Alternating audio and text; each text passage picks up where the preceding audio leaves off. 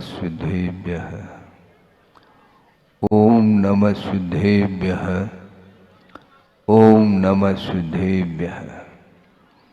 नमः श्री वर्धमानाय निर्धूत कलिलात्मने सालोकानां त्रिलोकानां यद विद्यादर्पणायते। अहिंसा परमो धर्म की, महावीर भगवान की प्रातः स्मरणे परम पूज्याचार्य गुरुवर श्री विद्यासागर जी मुनि महाराज की जय।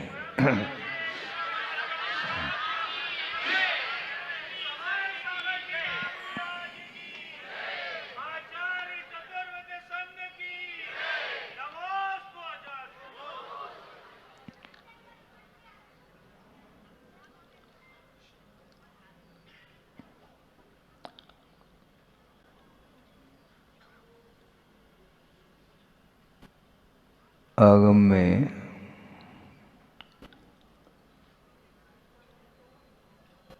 जीव को तीर्थ कहा है।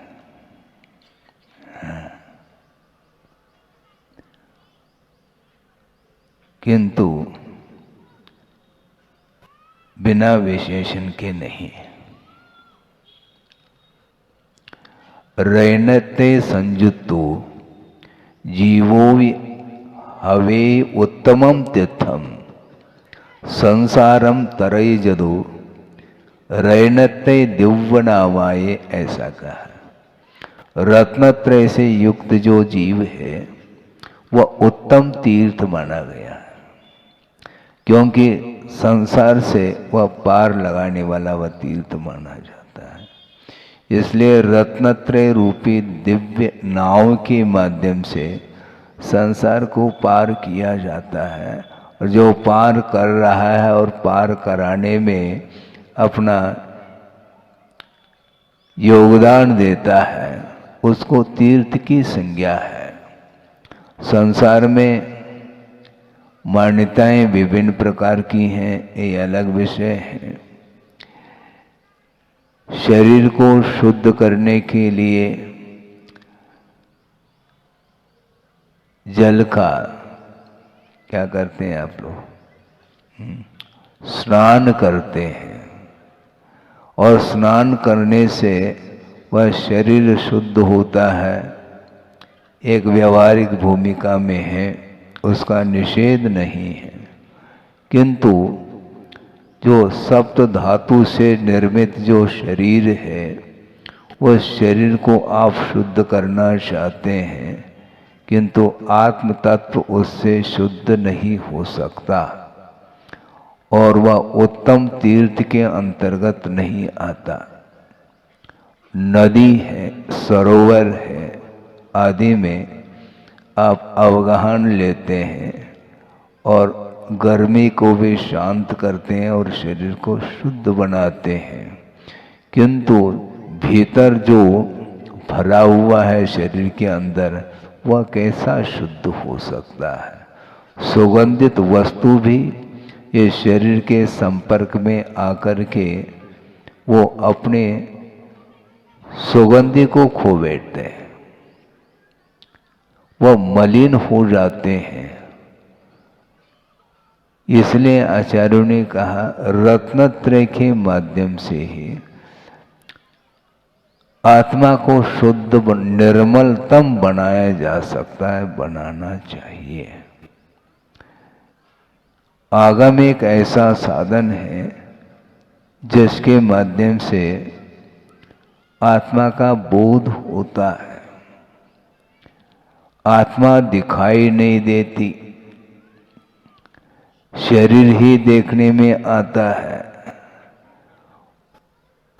और उसके माध्यम से अपने आप को वह मानता है मैं इस रूप में हूँ, जबकि वह उसका कोई भी रूप नहीं है, कलरलेस, उसका कोई वर्ण नहीं है। स्पर्श रस गंध वर्ण से वह रहित है, वह शुद्ध परमात्म तत्व, किंतु शरीर के आश्रित वह आत्मा रह रही है। इसलिए वह नेत्रेंद्रिय का विषय बन रहा है। शरीर उसका वर्ण गौर वर्ण हो सकता है, अनेक प्रकार के वर्ण को लेकर के होते हैं, और उसमें शरीर में रुक्षता भी आ सकती है। कैसे? ठंड के दिनों में शरीर में रुक्षता आती है, इसलिए उसको स्नेहिल बनाने के लिए अनेक प्रकार के स्निग्धता को लिए हुए वस्तुओं का आप लेप करते हैं, लेप चढ़ा दो आप। इसके बाद भी वह शीत के कारण वह शरीर रुक्ष होता चला जाता है। शरीर कितने प्रकार के होते हैं? 3 प्रकार के शरीर बोला है कि कर्म की अपेक्षा से ज्ञानावरणादि ये द्रव्य कर्म है, राग द्वेषादि की ये भाव कर्म है, और ये शरीर है ये नो कर्म माना जाता है। कर्म का जब उदय आता है तो कोई औदारिक शरीर को धारण करता है, कोई वैकृत शरीर को धारण करता है, और एक आहारक शरीर भी होता है। और तेजस और कार्बन शरीर तो प्रत्येक संसारी प्राणी के लिए लगे हुए हैं। इनका संबंध अनादिकालीन संबंध है, और इसका विच्छेद जब तक नहीं होगा तब तक नवीन शरीर इस जीव के लिए प्राप्त होता चला जाता है। और शरीर मिल जाता है तो ऐसी स्थिति में इंद्रियां भी उसमें पाई जाती हैं, और उन इंद्रियों के माध्यम से विषयों का ग्रहण होता है, और विषयों का ग्रहण होते ही राग द्वेषादिक भाव पुनः उत्पन्न होते हैं। इसलिए राग द्वेषादिक को समाप्त करने के लिए शरीर के प्रति जो ममत्व भाव है, राग भाव है, उसको समाप्त करना चाहिए। और शरीर के संपोषण के लिए ही जिन जिन वस्तुओं के माध्यम से शरीर का पोषण होता है, उन वस्तुओं के प्रति वह राग भाव रखता है। शरीर के प्रति जिसका किंचित मात्र भी राग नहीं है, तो वह अन्य पदार्थों से राग कैसा क्यों करेगा? वो नहीं कर सकता। अन्य पदार्थों के प्रति जो आकर्षण बन रहा है वह शरीर को लेकर के बन रहा है। इसलिए बार बार शरीर प्राप्त करना और शरीर पुनः छूटता है। कब तक वह वृक्ष हरा भरा रहेगा? आपने ही वृक्ष को लगाया है, वह वृक्ष बीज बोया है तो अंकुरित हो करके धीरे धीरे वह पौधा का रूप ले लेता है, फिर बाद में विशाल वृक्ष बन जाता है।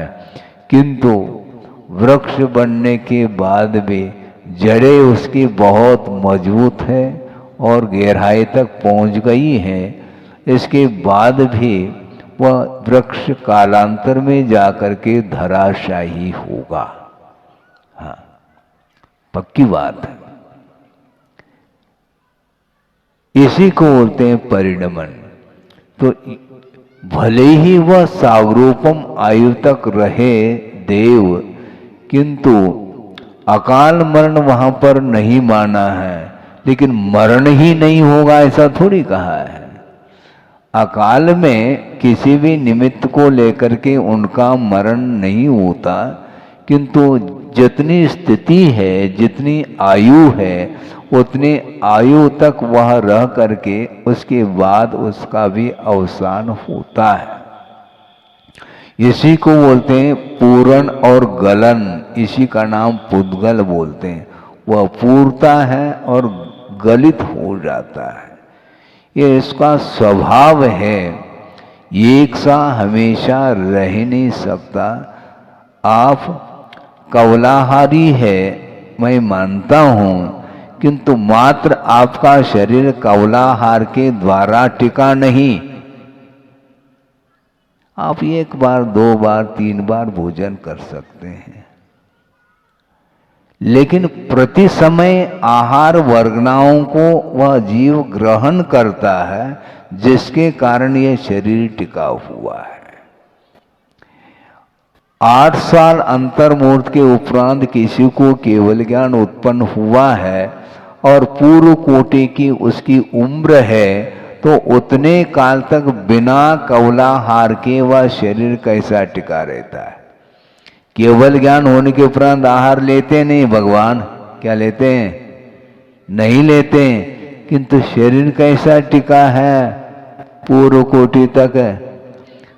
प्रति समय ऐसे मधुर सूक्ष्म वर्गनाओं को वह ग्रहण करता है जो अन्य जीवों के लिए वह ग्रहण करने में नहीं आती हैं। ऐसे उन वर्णाओं को वह निरंतर ग्रहण करता है, इसलिए वह शरीर की स्थिति बनी हुई है।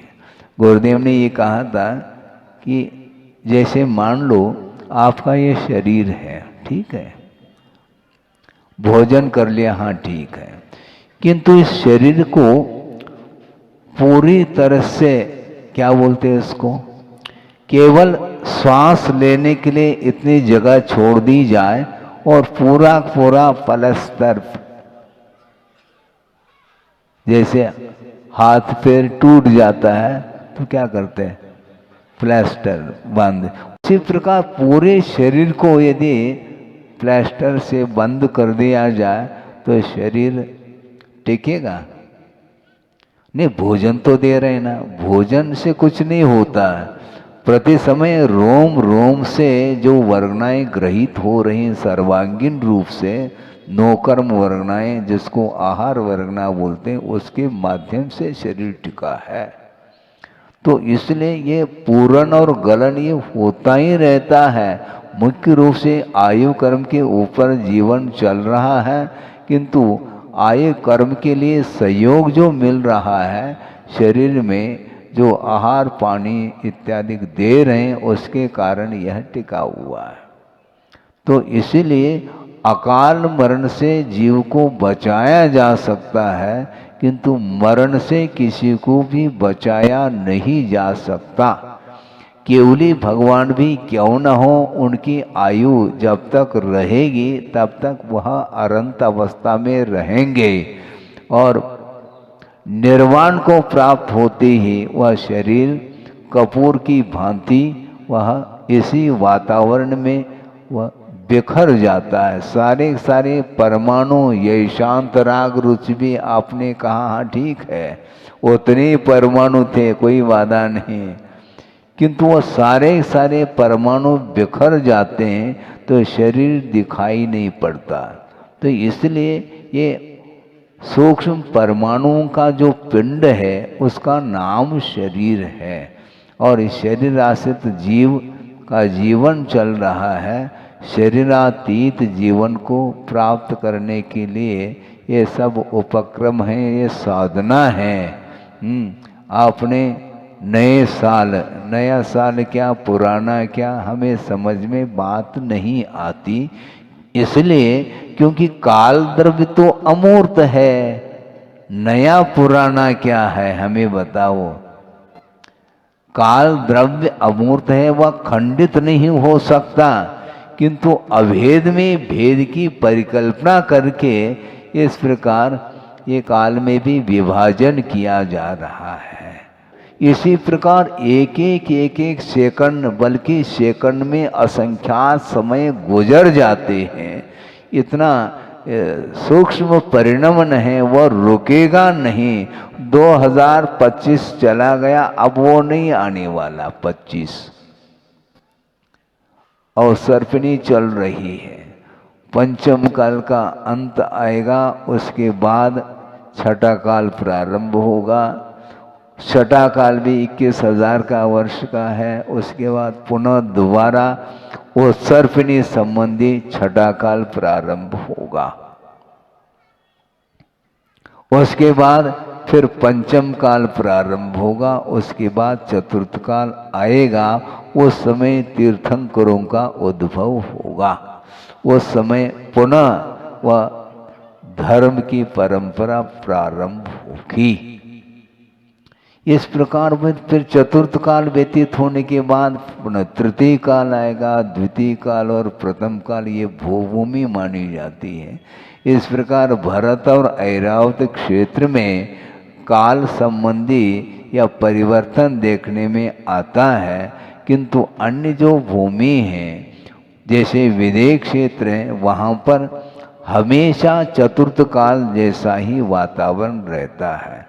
और जो शाश्वत भूभूमि है उसमें जघन्य, मध्यम और उत्कृष्ट भूभूमि के अपेक्षा से 1 पल्य, 2 पल्य, 3 पल्य की जहाँ पर आयु है, वह निरंतर वह वातावरण एक सा बना रहता है। इसके बाद भी काल का परिणमन तो होगा। ऐसा नहीं कि वह शाश्वत भूभूमि शाश्वत है, किंतु आयु तो पूरी होगी क्या नहीं होगी? आयु तो पूरी होगी। 3 पल्य की आयु होने के बाद भी वह एक एक समय व्यतीत होकर के पूरा 3 पल्य व्यतीत होता है। इसी प्रकार देवों में भी उत्कृष्ट आयु जो 33 सागर की है, वह भी एक एक समय व्यतीत होकर के ही वह पूरा कालखंड समाप्त हो जाता है। देखने में नहीं आता वो कब कैसा परिणमन होता है। आपने घड़ी देखी होगी, घड़ी में कांटे हैं क्या? नहीं। सेकंड का अलग है, मिनट का अलग है, घंटे का कांटा अलग है। अब सेकंड के कांटे को देख करके आप ये समझते हैं कि घड़ी चल रही है, सेकंड का कांटा नहीं है, तो फिर गौर करना पड़ता है मिनट के कांटा वह सरक रहा है क्या नहीं। मान लो मिनट के कांटे को गौन कर लो, घंटे के कांटे के माध्यम से घड़ी चल रही है क्या नहीं, इसको देखने के लिए कैसे देखेंगे मुझे? लेकिन उसमें भी निरंतर गति है, जो कि वह दृष्टि का विषय नहीं बन सकता। उसी प्रकार प्रति समय यह परिणमन चल रहा है। इस परिणमन को कोई भी रोक नहीं सकता, इसलिए पर्याय से पर्यायांतर को वह निरंतर प्राप्त करता चला जा रहा है। इसलिए जब तक जीवन है, यानी मरण जब तक न हो तब तक उसका उपयोग कर लो। कभी भी वह मरण व मृत्यु सामने आकर के खड़ी हो सकती है। और मृत्यु का तो और कुछ भी नहीं है। जैसे मशीन बंद हो जाती है, उसी प्रकार यह धड़कन समाप्त, पल्स खत्म हो गए। अब नया जीवन आएगा, वहां जाकर के पुनः यही होगा। ये पिक्चर है, 3 घंटे का पिक्चर समाप्त होते ही अब वो दूसरा अंक आएगा। तो इसी प्रकार ये अलग अलग पर्याय प्राप्त होती हैं। उन पर्यायों के माध्यम से अपने को धर्म की आराधना करने के लिए अवसर मिला है, ये पर्याय मिली है। ऐसे भी जीव हैं इस लोक में जिनके लिए, जिनका जीवन तो चल रहा है, किंतु इतनी स्पीड से, स्पीड मतलब आयु बहुत अल्प है, जल्दी जल्दी अवसान को प्राप्त होता है। उसके लिए सुख कोई वस्तु है ही नहीं। उसने यूं कहना चाहिए सांसारिक सुख को भी प्राप्त नहीं किया उसने। नित्य निगोद में है तो उसको सांसारिक सुख भी नहीं मिल रहा है। एक स्पर्शेंद्रिय के माध्यम से और एक श्वास में 18 बार जन्म और मरण के अलावा और कुछ भी नहीं कर रहा, और उसमें निरंतर अनंत दुख का अनुभव कर रहा। सुख क्या वस्तु है उसके नसीब में नहीं। और एक ने दो नहीं, अनंत अनंत काल व्यतीत हुआ, सिवाय इसके अलावा कुछ नहीं किया। किंतु आप लोगों का पुण्य का उदय है कि उस निगोद से निकल करके बाहर आ गए। ये आप जानते हैं लाई लाई है, मक्के की है, ज्वार की है, लाई बनाते जो भाड़ में भूंजा जाता है, तो उसमें से लाई उचट करके ऊपर आ जाती है। उसी प्रकार वो अनंत निगोद राशि है, उसमें से उचट करके अपन व्यवहार राशि में आए, बहुत बड़ा पुण्य का उदय है। वहाँ से पार हो करके आए हैं और पुनः वहाँ पर पहुँच जाता है तो उसको इतर निगोद की संज्ञा प्राप्त होती है। और नित्य निगोद वह कहलाता है जो अभी तक त्रिसपर्याय को प्राप्त किया ही नहीं, बल्कि त्रिसपर्याय क्या, अन्य जो स्थावर जीव हैं, पृथ्वी का एक, जल का एक, अग्नि का एक, वायु का एक और प्रत्येक वनस्पति का एक, इसमें भी उत्पन्न नहीं हुआ। और द्विंद्रिय तीन्द्रिय आदि जो त्रिसपर्याय हैं उन पर्यायों को भी प्राप्त नहीं किया, केवल वह निगोद से निगोद, निगोद से निगोद, यही जन्म मरण की परंपरा उसकी चली। इसलिए ऐसे अनंत जीव हैं जो अभी तक त्रिसत्व को प्राप्त नहीं किया। इसलिए अब त्रिसपर्याय में भी ये जो मनुष्य पर्याय है, पंचेंद्रिय संगी, इसको प्राप्त करना दुर्लभ है। ये दुर्लभता की कोटि में लिखा है इन्होंने। निगोद से ऊपर उठ करके व्यवहार राशि में अथवा पृथ्वी का एक आदिक में आना भी दुर्लभ है, और उससे विकलत्रय द्विंद्रिय आदि त्रिसपर्यायों को प्राप्त करना, ये चिंतामणि की उपमा दी है। जो लही त्रस्तनी, चिंतामणि की उपमा दी है, याद नहीं आता, लही जो चिंतामणि ऐसे कुछ आता है उसमें है। हाँ ये आ गए, देखो दुर्लभ, ये पंक्ति भी दुर्लभ हो रही थी, हमें याद नहीं आ रहा था। दुर्लभ लही जो चिंतामणि, त्यों पर्याय लही त्रस्तनी। तो त्रिस पर्याय को प्राप्त करना बहुत कठिन है। चिंतामणि की उपमा दी है, और उस चिंतामणि को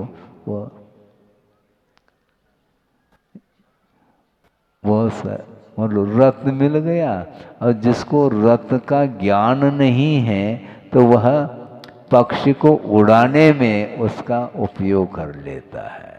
तो उसी प्रकार ये त्रिसपर्याय मिली है, और इसका उपयोग जो है विशेष सेवन करने में लगा देता है, तो वह मणि चली जाती है, दोबारा मणि नहीं मिलती फिर है। मणि पैसा नहीं, मणि अर्थात पैसा इंग्लिश में, और इधर मणि अर्थात मणि रत्न माना जाता है। वह बहुमूल्य वस्तु मानी जाती है। लेकिन एक प्रसंग आपके सामने रखूं, हाँ, क्योंकि समय भी उसका भी बहुत मूल्य है। बहुत समय व्यतीत हुआ, एक पत्रिका में एक प्रसंग पढ़ा था हमने, जिन्होंने लेख लिखा था उसमें ये बात उन्होंने लिखी कि कीमत और मूल्य में अंतर है। सुना आपने? कीमत और मूल्य, इन दोनों में अंतर है। क्या अंतर है महाराज? उन्होंने अंतर दर्शाया है। वो ये है कि स्वर्ण की कीमत हो सकती है, किंतु स्वर्ण मौलिक वस्तु नहीं। क्यों? स्वर्ण के बिना भी जीवन जिया जा सकता है। स्वर्ण के बिना भी जीवन जिया जा सकता है, इसलिए स्वर्ण की कीमत हो सकती है, मौलिक वस्तु नहीं।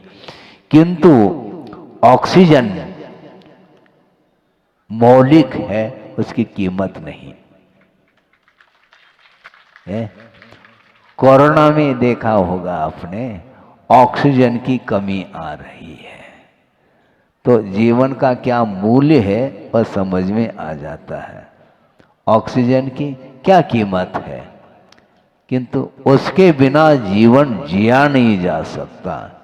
चाहे वह एकेंद्रीय हो, चाहे वह पंचेंद्रीय हो, ये बिना श्वास के दम घुट जाएगा, ये ध्यान रखो। तो इसको बोलते हैं कीमत और मूल्य में अंतर है।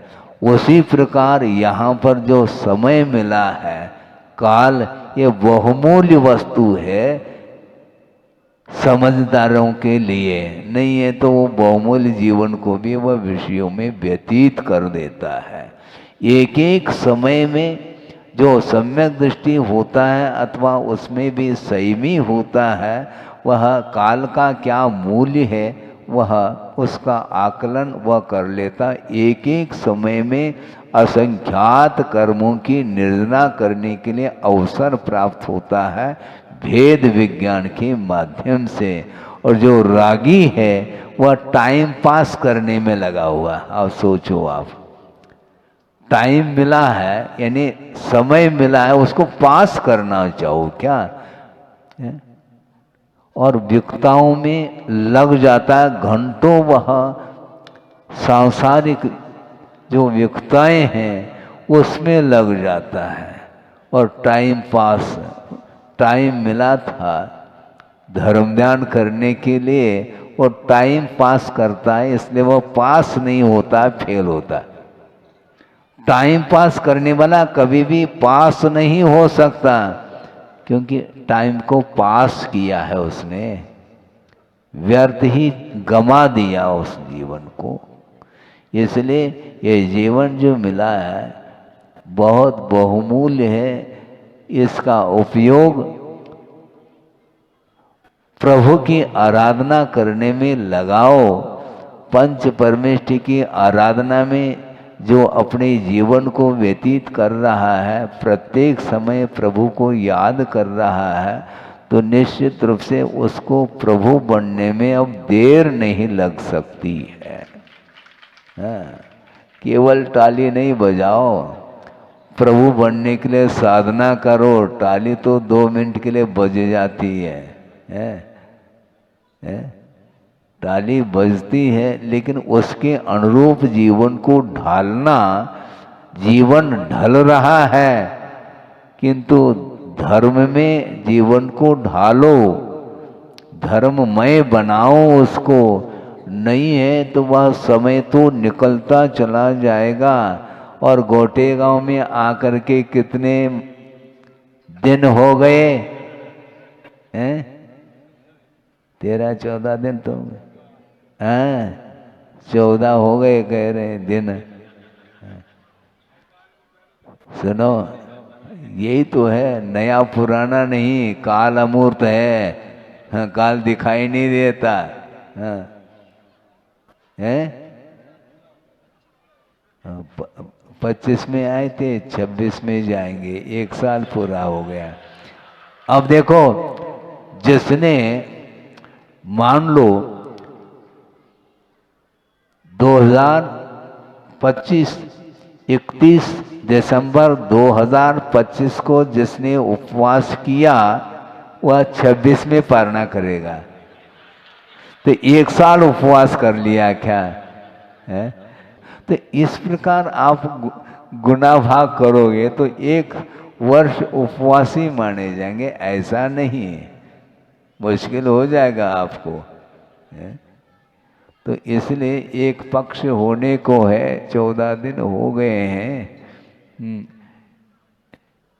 एक सज्जन ने यह भी निवेदन किया कि महाराज, हमने सुना है कि आप बगासपुर जा रहे हैं और वहाँ पर भी अभिषेक का कार्यक्रम है, तो तो बाद में लौटना ऐसा कहा था। 2025 नहीं लौटता, ध्यान रखो। हमारा भरोसा मत करो। लौटना क्या है? आना जाना लगा हुआ है, रुक नहीं सकता संसार। आना और जाना, आना इन्हें जन्म, जाना इन्हें मरण है, लगा हुआ है। इस प्रकार ये परिणमन है। इसलिए जो कुछ भी आपके लिए पुण्य के उदय में जो पर्याय मिली और समय मिला है, उसका सदुपयोग करते हुए विषयों से अपने आप को ऊपर उठाना है। बहुत कठिन हो रहा है। प्रतिदिन प्रसंगांतर से वही विषय देने में आता है। केंद्र में मोहनी कर्म ये समस्त कर्मों में राजा माना जाता है। मोह को जिसने पछाड़ दिया, सारे सारे कर्म समाप्त हो जाएंगे। केवल ज्ञान प्राप्त तभी होगा जब मोहनी कर्म का अभाव होता है। मोह क्षयात ज्ञान दर्शनावरणांतराय क्षयाच केवलम कहा है। केवल ज्ञान जो प्रकट होता है वो मोहनी कर्म के क्षय के बाद एक साथ ज्ञानावरणीय, दर्शनावरणीय और अंतराय का क्षय करता है। इन तीनों घातिया कर्मों के क्षय करने के पूर्व में मोहनी कर्म का सर्वप्रथम क्षय किया जाता है। उसके बिना कोई भी उपाय नहीं केवल ज्ञान को प्रकट करने के लिए। और मोहनी कर्म का क्षय 10वें गुणस्थान में द्वितीय शुक्ल ध्यान के माध्यम से मोहनी कर्म का क्षय कर लेता है। और फिर सीधा 12वें गुणस्थान में पहुंच करके अंतर मुहूर्त में शेष 3 घातिया कर्म का क्षय करके केवल ज्ञान को प्रकट कर लेता है। 8 साल अंतर मुहूर्त के उपरांत केवल ज्ञान को प्राप्त करने की योग्यता इसके अंदर आती है। रत्नत्रय को धारण करके केवल अंतर मुहूर्त ही साधना, उसके बाद सीधा केवल ज्ञान। ऐसी कौन सी साधना करते होंगे महाराज, वही महाराज जाने। हाँ, वो हमें ज्ञान हो जाए तो हमें क्या केवल ज्ञान हो जाएगा, फिर देर थोड़ी लगेगी। बहुत कठिन है वो परिणाम किस रूप में उनका होता होगा कुछ नहीं कहा जा सकता। भयंकर उपसर्ग में भी अंतर मुहूर्त में वह टिक जाता है उनका उपयोग। यह शरीर और आत्मा का कोई भी संबंध जो है वह भिन्न है। स्वरूप की अपेक्षा से इन दोनों में जमीन आसमान का अंतर है। शरीर का स्वरूप भिन्न है और आत्म तत्व का स्वभाव या स्वरूप भिन्न है। इस प्रकार जो अकाट्य श्रद्धान होने के साथ साथ उस रूप वह परिणमन कर लेता है। उपसर्ग होने के बाद भी एक क्षण के लिए भी उनके अंदर कोई विकल्प नहीं होता। जिस प्रकार आप लकड़ी को जलाते हैं तो वह लकड़ी, वह ईंधन जल रहा है, उस लकड़ी को कुछ हो रहा है क्या? नहीं हो रहा। उसी प्रकार इस शरीर को आग लग गई मान लो, इसके बाद भी वह जीव उसके अंदर है, इसके उपरांत भी कोई प्रतिकार का भाव नहीं है। धन्य है वो, कैसी साधना होगी। लेकिन है ये, इसी को बोलते मोक्ष साधना। मोक्ष को प्राप्त करने की साधना ये अद्भुत साधना है। वो कब वो घड़ी आएगी, कौन सा समय आएगा, कौन सा सन आएगा। सन तो प्रतिदिन आ रहा है, आता है और अस्त को प्राप्त होता है। सन यानी सूर्य होता है, लेकिन ये सन साल भर में परिवर्तन को प्राप्त हो रहा है। ये काल अनंत काल से चला आ रहा है और अनंत काल तक यह काल कभी समाप्त नहीं होगा। प्रत्येक द्रव्य में जो भी परिणमन हो रहा है वह परिणमन करने की योग्यता द्रव्य के अंदर है। किंतु परिणमन कराने में निमित्त के रूप में काल द्रव्य का योगदान है। इसलिए परिणमन को कोई रोक नहीं सकता, परिणमन होता रहे, कोई बाधा नहीं। जितना समय मिला है उतने समय में अपने को करने योग्य कार्य को करके गुजरना है। अभी तक वह करने योग्य कार्य नहीं कर पाए हैं, कोई बाधा नहीं। जितनी क्षमता है, सामर्थ्य है, उसके अनुरूप शरीर के प्रति जो अटैचमेंट, लगाव है, उसको कम करते करते यदि आप धर्म की आराधना करते चले जाएंगे तो निश्चित रूप से जीवन का अर्थात संसार का अंत हो सकता है। हो इस पवित्र भावना के साथ अहिंसा परमो धर्म की जय। बोधि समाधि परिणाम शुद्धि स्वात्मोपलब्धि शिव सौख्य सिद्धि चिंतामणिम चिंतित वस्तुदाने त्वा वंद मानस्य ममास्तु देवी। परम पूजाचार्य गुरुवर श्री विद्यासागर जी मुनि महाराज की जय।